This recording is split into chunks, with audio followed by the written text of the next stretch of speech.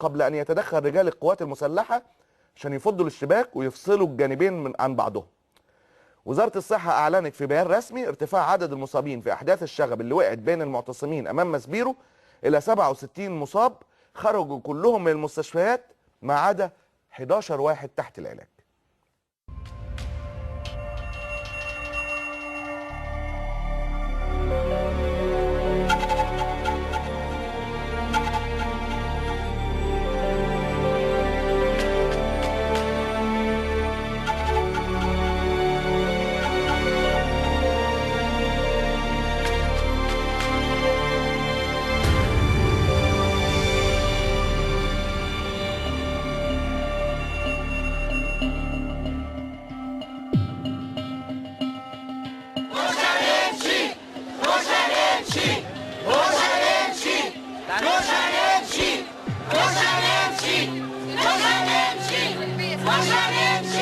عددنا امبارح في الميعاد ده الساعه 5 كنا وصلنا لحد 80,000 واحد.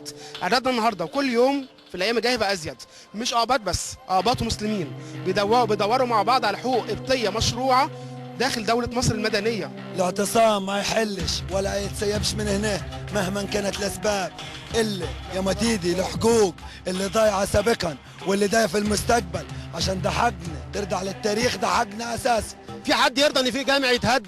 في حد يرضى ان جامع يتحرق؟ ما يرضيش ربنا الكلام ده. هتقول لي سلفي؟ دول عصابه مش سلفيين، السلفيين ما لهمش دعوه بالكلام دوت. الكلام ده كله مش جاي من السلفيه خالص، احنا طول عمرنا اقباط ومسلمين، معلش يعني كلنا ايد واحده مع بعضينا.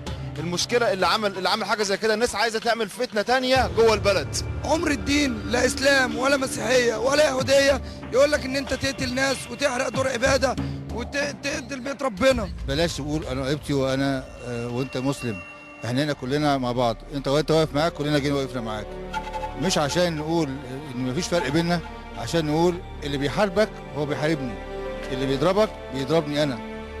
فلازم ناخد بالنا من النقطه دي، هو واحد بس بيستهدفك وبيستهدفني، لازم نكون مع بعض، لازم ناخد بالنا من اللي بيعادينا واللي احنا مستهدفين.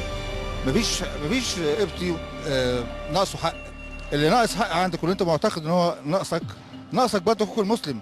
انت مش لاقي شغل، في عثاره في المسلمين، مش لاقي حقك في انك تكون في اي حق من الحقوق اللي انت بتطالب بيها، بص هتلاقي جارك المسلم برضه مش واخد نفس الحقوق.